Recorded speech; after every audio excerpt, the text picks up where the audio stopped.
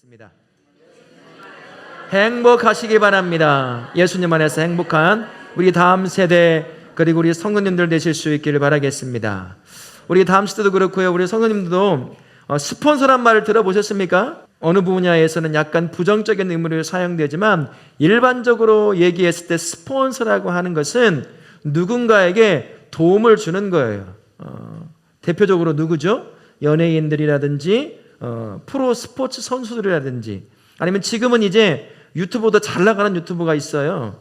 혹시 여러분 쯔양이라고 아십니까? 그 자매가 아마 1000만이 넘을걸요? 구독자가. 후원이 막 들어와요. 간접 광고를 하고 이런 식으로 해서 스폰서라는 게 바로 그러한 것입니다. 스폰서가 있으면 그와 관련된 것을 돈 주고 살 이유가 없습니다. 전부 다 주는 거죠. 물론 한 가지 단점은 있어요. 다른 것을 쓰거나 입거나 먹으면 절대 안 돼요. 누구에게 보여질 때, 방송을 나갈 때. 그래서 어떤 선수는 이 옷만 스폰을 받는 거예요. 이 축구화나 농구화 같은 것을 스폰을 안 받아. 그런데 다른 신발을 신고 왔어. 어떻게 해야 될까요? 신발에 그 그림을, 브랜드 그림을 테이프로 붙여서 가려야 돼요. 신발을 스폰을 받아. 옷은 다른 회사의 옷을 입었어. 어떻게 할까요? 여기에다가 테이프를 붙여요. 안 보이게. 그런 단점은 있습니다. 그 회사의 것만 사용해야 되고 또는 먹는 거라면 그것만 먹어야 되고 뭐 그런 게 있어요. 물론 방송으로 나갈 때 그런 거고 일상적인 생활에서는 그렇지는 않겠죠. 하지만 스폰을 받는다면 굉장히 큰 도움이 됩니다. 물질적으로도 도움이 되고 또 그에 관련된 옷이나 먹는 것이나 이런 모든 것들이 다 제공이 되기 때문에 어려움이 없죠. 그래서 목사님도 이런 스폰서가 한 명 있으면 좋겠다. 돈 걱정 안 하고 사역하고 돈 걱정 안 하고 뭐 하고 참 좋겠는데 저에게 있을까요? 없어요. 한 명도 없어요. 스폰이 있으면 참 좋겠는데 없습니다. 그래서 있는 것 사례비로 받는 것 갖고 먹고 사는 거죠. 우린 저만 그럴까요? 여기 혹시 스폰서가 있는 분 손 한번 들어보세요. 아무도 없죠? 스폰서를 받아서 생계를 유지하고 뭐 할 수 있는 사람 진짜 극소수입니다. 우리 TV 연예인들 보고 스포츠 스타를 보니까 정말 많은 사람이 그렇게 있을 것 같아 보이는데 아니에요. 거의 95% 이상, 뭐 99%라고 해야 될까요? 거의 모든 사람이 스폰서가 없이 살아가요.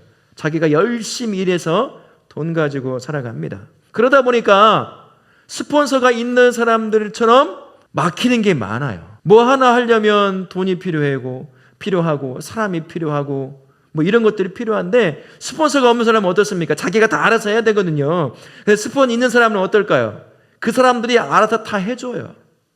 그러다 막히는 게 별로 없어요. 경쟁이 잘 안 될 때가 참 많습니다. 그게 저와 우리의 삶이죠. 오늘 말씀에 등장하는 선지자 예레미야도 비슷한 삶이었어요. 자기가 있을 때 자기가 사역하는 그 기간에 우리가 원하는 것처럼 그런 스폰서가 없는 것 같아 보이는 삶을 살고 있었습니다. 예레미야 선지자가 사역할 때가 어느 때였냐면 남쪽 유다, 이스라엘이 북쪽 이스라엘과 남쪽 유다로 갈라지고 나서 우리나라처럼 남북으로 갈라지고 나서 마지막 남쪽 유다의 시드기야 왕이 왕위를 하고 있을 때 그때 사역했던 마지막 선지자가 예레미야라고 하는 선지자입니다. 마지막 이 선지자를 통해서 유다가 멸망하지 않기를 원하시는 하나님의 마음이 예레미야 입을 통해서 계속 선포되었어요. 회개하라고, 돌이키라고, 이대로 있으면 안 된다고, 하나님의 징계 가운데 너 진짜 멸망할 거라고 계속해서 예레미야 입을 통해서 하나님께서 유다 백성이 하나님을 잘 믿도록 그렇게 인도하셨습니다. 근데 시드기야 왕이 이 소리를 너무 듣기 싫어했어요. 자기가 회개해야 되는데, 자기는 왕인데 자기 마음대로 해야 되는데 선지자가 그런 말을 하니까 듣기가 너무 싫은 거예요. 그래서 예레미야를 감옥에 가둬버렸어요. 예레미야가 뭐 하다가 감옥에 갇혔어요?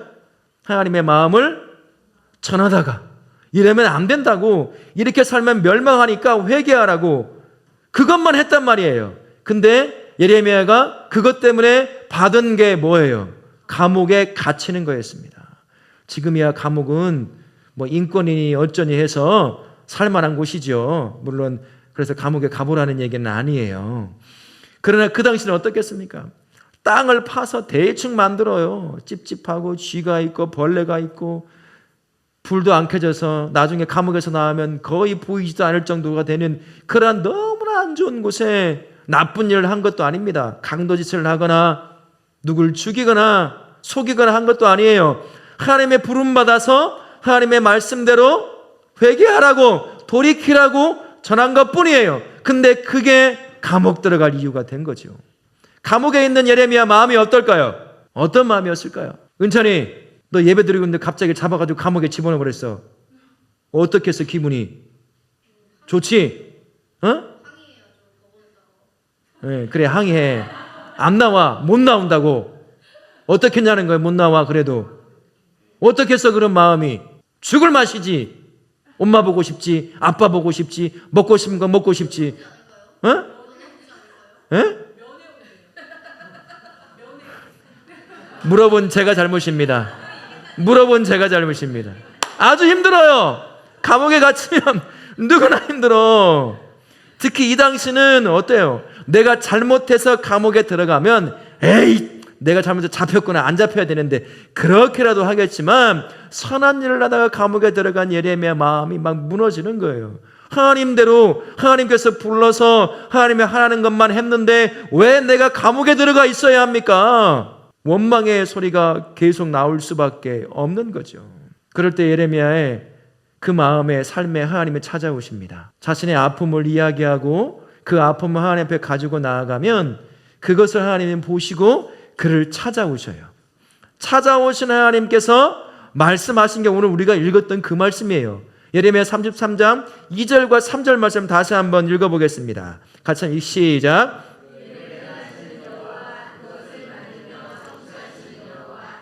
그의 이름을 여호와라 하는 이가 이와 같이 이르시도다. 너는 내게 부르짖으라. 내가 내게 응답하겠고 내가 알지 못하는 크고 은밀한 일을 내게 보이리라. 참 좋은 말이죠. 근데 지금 예레미야가 어디에 있습니까? 감옥에 있어요. 누군가 여기 갇히신 분이 감옥에 갇혔는데 갑자기 하나님이 나타나가지고 말을 하시는 거예요. 이 말을 하는 거예요. 지금 감옥에 갇혀 있으면 가장 시급한 게 뭐예요? 하고 싶은 게 뭡니까? 감옥에서 꺼내주는 거거든요. 근데 하나님이 하신다는 말씀이 야, 나는 모든 거 다 할 수 있거든. 그러니까 그 감옥 속에서 나에게 소리질러 기도해. 꺼내줄 줄 알았더니 하나님이 한다는 말이 나 뭐든지 다 할 수 있지만 그 감옥에 갇힌 채로 나에게 소리질러서 기도하라고. 더 어처구니 없지 않아요? 차라리 말이라도 안 하셨으면 나를 잊어버렸는다 하고 원망이라도 하고 있죠. 말씀까지 하셔. 나를 알아듣게 하신단 말이야. 근데 꺼내준다는 말이 아니라 야, 거기 있지만 그래도 외쳐. 나 다 할 수 있거든. 한 꺼내주고 나라도 문 말이라도 하든지. 얼마나 어처구니 없는 말을 하고 있는 것 같습니까? 근데 거기에 하나 비밀이 있어요. 하나님이 왜 그 어렵고 억울한 그 상황에서 소리내어서 나에게 외치라고 하셨을까요? 왜 그러셨을까요? 한 가지 이유가 있습니다. 우리 하나님은 혼자서 뭐든지 다 할 수 있어요.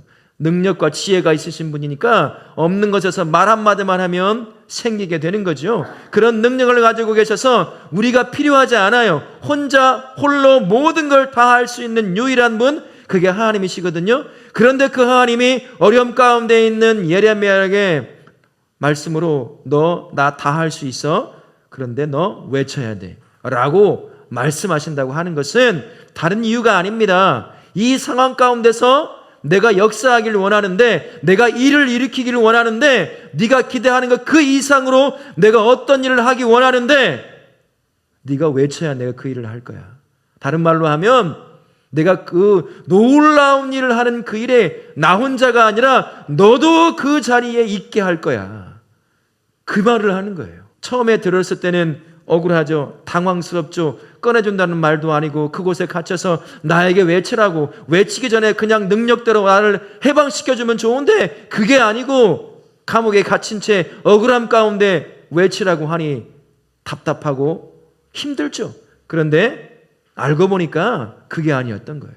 누구도 꺼낼 수 없는 그 상황, 이 상황에서 내가 놀라운 일을 하는데 나 혼자 할 것이 아니라 기도하는 너를 통해서 내가 이 일을 할 거야. 함께 할 거라고. 그래서 예레미야에게 기도하라고, 외쳐서 기도하라고 말합니다. 기도하라고 하신 이 하나님의 마음을 안다고 한다면 기도하게 될 것이고, 결국에는 하나님이 일으키는 놀라운 일을 하는 일에 하나님이 세우시는 주인공처럼 그 자리에 세워질 수가 있는 거예요. 기도는 여러분 무력한 게 아닙니다. 허공에 대고 외치는 소리가 아니에요. 메아리처럼 들려오는 그런 소리가 아닙니다. 기도는 능력이 있습니다. 기도는 하늘 문을 여는 열쇠가 되어, 기도는 하나님의 놀라운 능력이 나같이 연약한 자를 통하여 드러나게 하는 통로가 됩니다. 기도하는 자를 통해서만 하나님의 능력이 눈에 보이는 일로 이루어지게 되는 거예요. 하나님은 다 준비해 놓으셨다고 했습니다. 모든 걸 준비해 놓은 계획대로 행할 수 있는 능력을 가진 분이 하나님이라고 하셨어요. 그런데 왜 예레미야가 감옥에 갇혀 있게 하셨냐? 외치는 그를 통해서 그가 기대했던 것보다 더 큰 일을 보여주시기 위함이었습니다. 지금도 마찬가지예요. 우리에게 외치십니다. 나를 향해 외치라고, 나를 향해 부르짖으라고 우리에게 말씀하셔요. 왜 부르짖으라고 하신다고요? 나를 통해 하나님이 하실 놀라운 일을 하시려고요. 결국 나와 함께 다른 사람은 할 수 없는 그 놀라운 일을 함께 하기를 원하시기 때문인 거예요.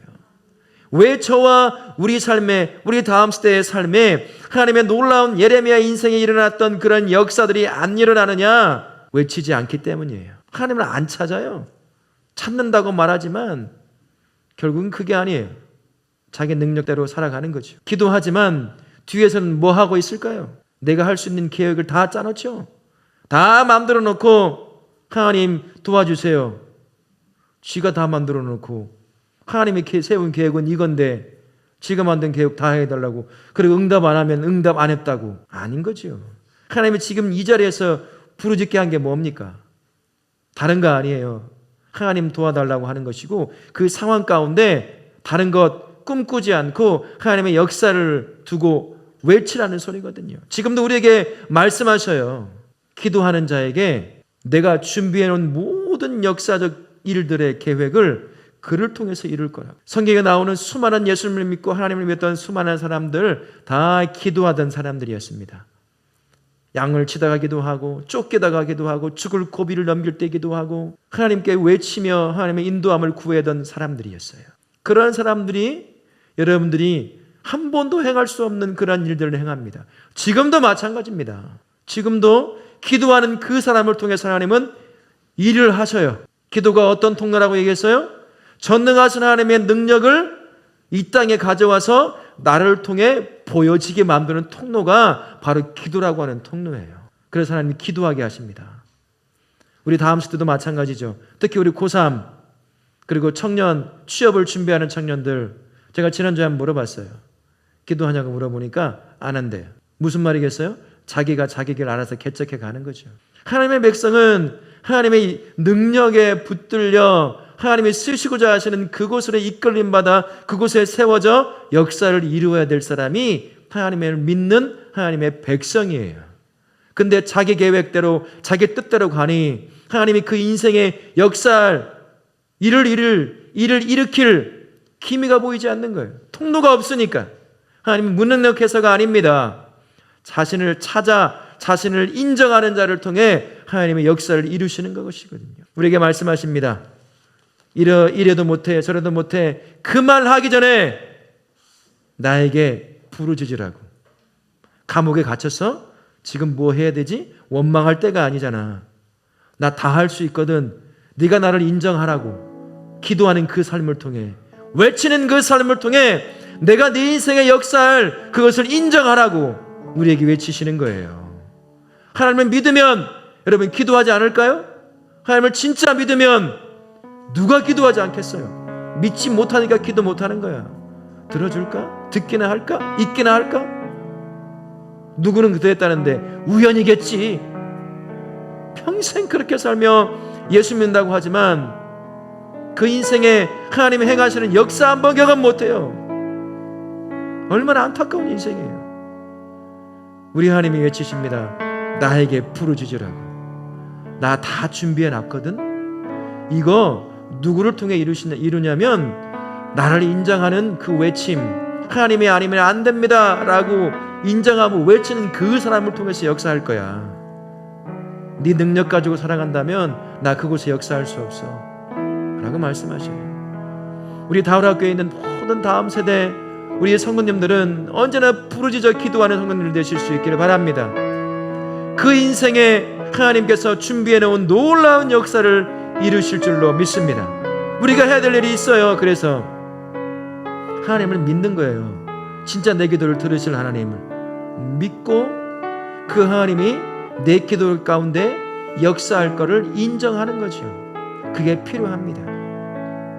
믿음이 필요한 거죠. 결국엔 나에게 하나님이 진짜 하나님이라는 사실을 믿을 수 있는 믿음, 그분 앞에 어떤 문제가 생겨도 하나님 앞에 외치면 된다라고 하는 그 믿음, 여러분 그 믿음 달라고 기도하시고, 그리고 그 믿음 가운데 무슨 상황에 놓여도 대시험을 두건 직장의 시험을 두건 무엇을 두건 그걸 가지고 하나님 앞에 나아가 기도하는, 부르짖는, 그래서 하나님의 손에 붙들려 멋지게 쓰임받는 복된 우리 다음 세대 그리고 성도님들 되실 수 있기를 예수님의 이름으로 축원합니다. 아멘. 우리 함께